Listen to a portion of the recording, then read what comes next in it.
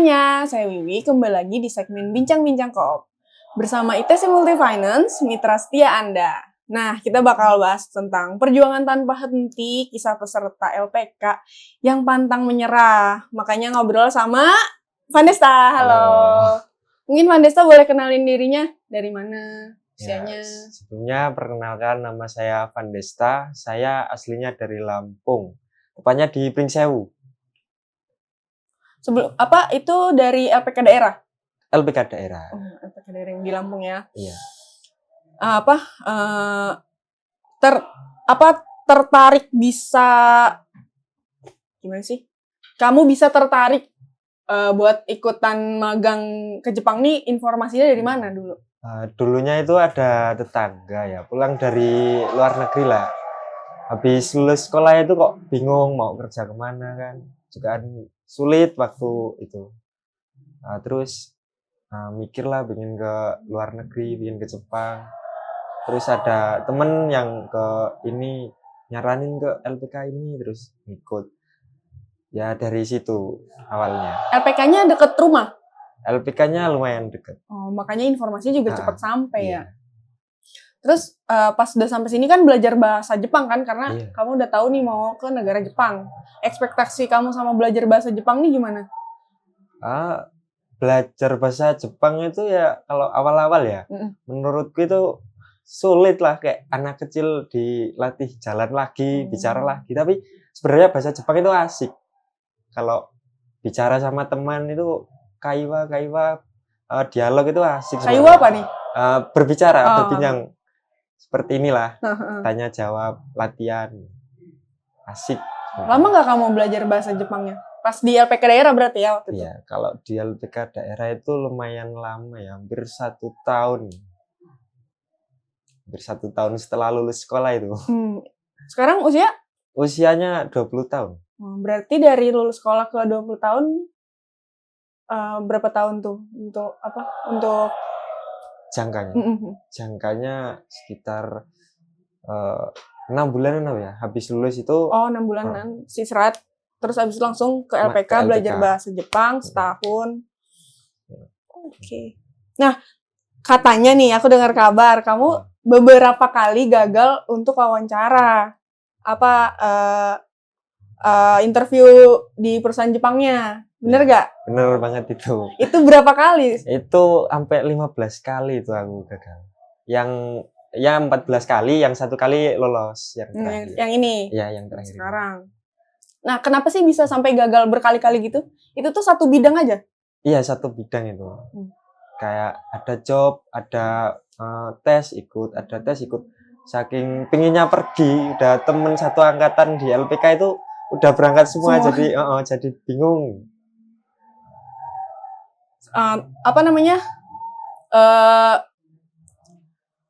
Kamu bisa 15 kali itu dan cuma satu bidang tadi?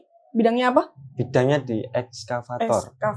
Nah, kenapa nggak coba yang lain gitu? Enggak, yang sebelumnya itu scaffolding. Yang keterima ini ekskavator. Yang 14 kalinya scaffolding semua. Iya. Terus yang 1 kali nyoba lah ekskavator ini kok lulus. Berarti emang rezekinya di sini. Itu berapa lama kamu dari selama 15 kali ini menunggunya? Gagal-gagal terus tuh. Ya hampir 6 bulanan lah ya. Oh, berarti ada job ikut lagi, ada job ikut lagi, nggak berhenti gitu ya, nggak ada istirahat dulu. Pelajaran paling besarnya yang kamu ambil nih dari kamu gagal-gagal wawancara terus apa? Kira-kira? Pelajarannya di setiap kegagalan pasti ada keberhasilan lah. Benar sih. Buktinya berhasil. Untuk teman-teman di sana jangan menyerah. Masih banyak orang yang ingin seperti kita yang terhalang mungkin ekonomi, ingin masuk LPK kehalang ekonomi. Jadi yang udah masuk LPK lanjutin aja, lebih semangat. Sempet down nggak tapi dalam diri kamu sendiri? Kalau down itu udah pasti sih, udah 15 kali itu temen-temen satu angkatan, orang-orang banyak yang ngomongin lah kapan berangkat itu udah pasti. Cuma untuk kalau berhenti ya tidak, coba lagi terus. Yang bikin semangat apa sampai kamu nyoba lagi? Eh, ambisi kali ya, Ambisi ambisi. pengen ke Jepang Pengen ya? ke Jepang, pengen punya modal untuk kedepannya lah. Untuk usaha di sini. Heeh. Apa emang kamu pengen punya cita-cita apa sih? Pengennya Nanti sih pas pulang, nanti usaha toko, toko, Iya. jualan. Jualan. Udah kepikiran tuh? Udah kepikiran sih. Mungkin toko-toko sembako, kalau enggak ini spare part mobil, motor gitu. Berarti tertarik di apa, mesin-mesin motor? Tertarik. Nah, tapi kalau untuk ininya tadi eskavator, Iya. itu bidang kayak apa? Mungkin kayak apa ya, perataan rumah mungkin kalau di Jepang. Belum tahu pasti juga ya di sana ngapain, itu belum pasti. Tapi yang dipelajarin di sini? Kalau di sini sih masih materi aja, belum ada prakteknya. Kamu berapa lama di sini? Di sini baru 1 bulan aku di sini. Oh, makanya baru materi. Materi. Baru banyaknya belajar bahasa mungkin ya. Bahasa. Keterima nih akhirnya setelah 14 kali gagal gimana? Terima, seneng banget sih. Orang tua ngabarin orang tua sampai akhirnya keterima itu. Sekian lama, sekian menunggu. Udah berkali-kali gagal, akhirnya keterima, sampai orang tua itu dengernya nangis. Terharu. Kamu juga pasti nangis nih kayaknya. Nangis. Iya, nangis. Perjuangan panjang banget itu. Nah, tapi dari wawancara terakhir nih sampai lolos, kamu tuh ada strategi khusus nggak sih? Atau tadi tuh masuk dari strategi kamu yang 14 kalinya scaffolding, terus tiba-tiba yang terakhir ini kamu coba eskavator? Nah, mungkin karena beda job juga kali ya. Terus yang pertama itu inilah, bikin orang Jepang itu percaya kalau kita sungguh-sungguh ingin kerja di sana. Bikin orang Jepang percaya, bikin apa ya, bikin orang Jepang tuh yakin kalau kita tuh sungguh-sungguh ingin kerja di sana. Kayak apa tuh nunjukin kesungguhannya? Semangat. Mungkin bahasa juga ngaruh ya di sana ya. Semangat ngaruh, bahasa juga ngaruh di sana. Mungkin ada tips gitu dari kamu, gimana biar tips ini tetap semangat, terlihat semangat ketika berarti sama si orang Jepangnya ini. Orang Jepang dengar-dengar senangnya lihat peserta atau generasi muda ini yang semangat gitu, yang nggak loyo ya kan? Iya, benar. Ya, semangat aja, tunjukin ke orang Jepang kalau kamu itu bisa. Kamu sebenarnya itu punya keahlian khusus, keahlian pribadi. Tunjukin aja ke orang Jepangnya. Jangan malu-malu, jangan gengsi. Gitu. Oke. Kalau aku mau nanya, kamu ada nggak pesan untuk diri kamu sendiri yang dulu yang gagal berkali-kali ini? Mungkin dulu gagal karena ada kamu kecelnya atau kayak turun nggak gini gitu. Ada nggak? Untuk pesan ya mungkin apa ya? Mungkin dulu belum banget menguasai bahasa itu ya. Susah untuk bicara sama orang Jepang. Mungkin down juga awal-awal itu wawancara itu pasti down. Down banget itu pasti. Jadi kalau awal-awal itu ya buat pengalaman aja dulu. Tapi kedua kalinya harus usaha. Tapi temenmu ada yang ini nggak wawancaranya cuma sekali langsung lolos gitu? Ada. Iri nggak? Iri kadang kok, orang lain 1 kali lolos, aku berkali-kali kok nggak lolos. Terus pas ketemu di sini yang lain gitu, ada yang berkali-kali kayak kamu juga nggak? Sebagian ada sih. Kamu dari tadi 14 kalinya scaffolding, terus kenapa bisa ganti ke eskavator apa? Kan pasti pas kamu ikut job yang scaffolding, masa nggak ada job eskavator kah atau? Sebenarnya ada ya, cuma sebenarnya inginnya tuh di scaffolding dulu.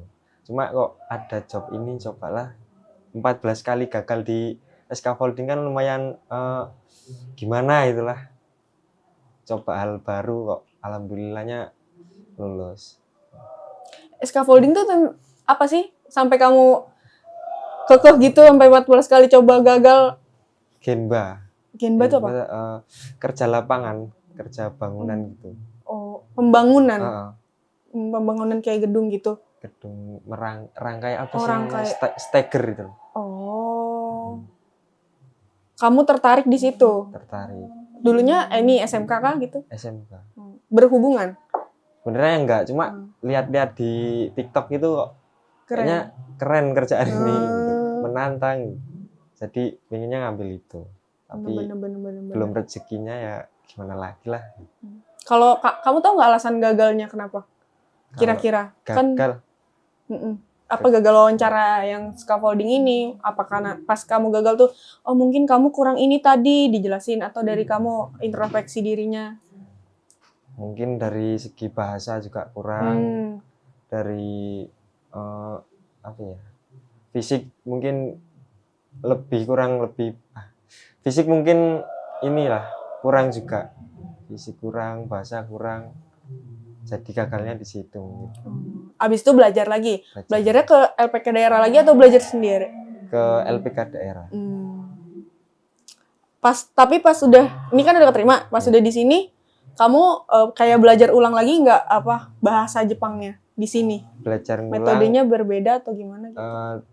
Mengulas terus melanjutkan bab yang udah dipelajarin sebelumnya. Iya. Oh di sini dilanjutin. Tapi itu udah termasuk yang kamu udah tingkatan yang nggak terlalu apa ibaratnya ini banget bawah banget atau sama aja sama semuanya aja rata? Rata semuanya sebenarnya. Dari si Jepang nih apa yang kamu benar-benar tertarik banget? Musimnya kah, budayanya kah? Suasana mungkin ya di sana tuh kayak lah kan belum pernah kesana.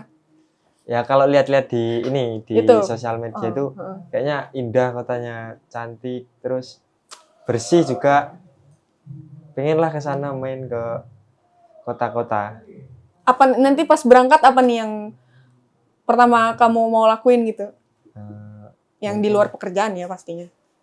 Mungkin ke tempat-tempat yang ingin dituju dulu sih. Yang udah terpikirkan dari dulu.